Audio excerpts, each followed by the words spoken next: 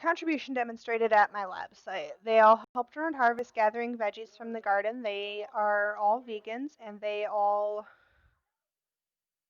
help with like the cooking and stuff every night.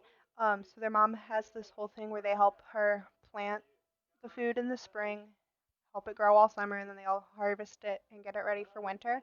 And they all contribute to that.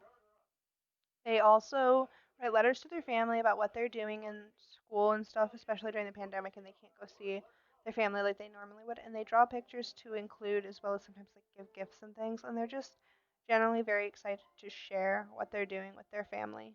And like they've done, like their grandma asked them to draw her something one time, so they did.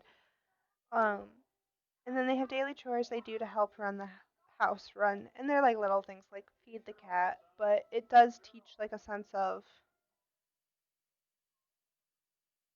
don't want to use the word contribution, but like it teaches them to do teaches them that helping with all of these things helps the house run so they have a nice place to live and a nice place to learn in. Like it all goes hand in hand together. How Bronfenbrenner's theory applies, feeling that you and your ideas are worth it leads to you suggesting more ideas and trying to participate in various groups and community activities. It builds self-esteem and self-confidence when you feel valued, leading the child to be more productive in society. This is my second interview. It was a family of six, mom and dad, three boys aged 5, 9, and 13, and a little girl aged 3. Um, this family has a different sense of how to parent than the first family, which is kind of the idea. They show them the correct way to do things. They give them like positive reinforcement, like candy and stuff, when they do things right. Um, Timeouts are their general form of like consequence for most things. Putting a toy in timeout, getting grounded.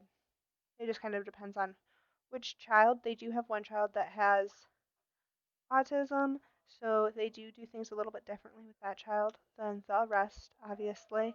Um, they use a lot of visual cues with their kids to help, like keep them on task and like what their expectations are.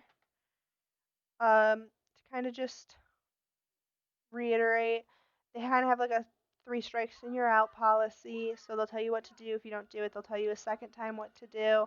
And if you don't do it the third time, you have to go do a timeout. Um, what is the hardest struggle as a parent or caregiver? Meeting the needs of all children and how different each child's needs of parenting are. With those kinds of age ranges, like every child has so many different things going on, and it is the 9-year-old little boy that has autism, so his needs are very, very different than the 13-year-olds, but also very different from like a 3-year-old. So they just kind of have their hands full, and I put them at the end of these three skills because with all the members of their family, I thought it was a good example of how home expectations and school expectations can be different. Every day is different depending on how each child is behaving. They demonstrate collaboration and the fact they solve harder tasks with help. And they all have something to do to keep their house and their school running. Because the 9-year-old is homeschooled, but the other three do attend public school or virtual school right now because of the pandemic. So it kind of just depends on like what they're doing. Um, Guiding children. As a teacher, it's important we guide children in their behaviors. Being patient, explaining, and being empathetic will create a better bond with you and your students. Our classroom culture should promote the 6 life skills. And the importance of the life skills is that we need them for our entire life. We are some of the first caregivers for children, and we create the stepping stones for who they will become as adults. Thank you. And then, if this was in person, if any of you had questions. And then just my works cited, and it's this second link right here that is about um, the adaptability is that article I was talking about earlier. All right, thank you for your time.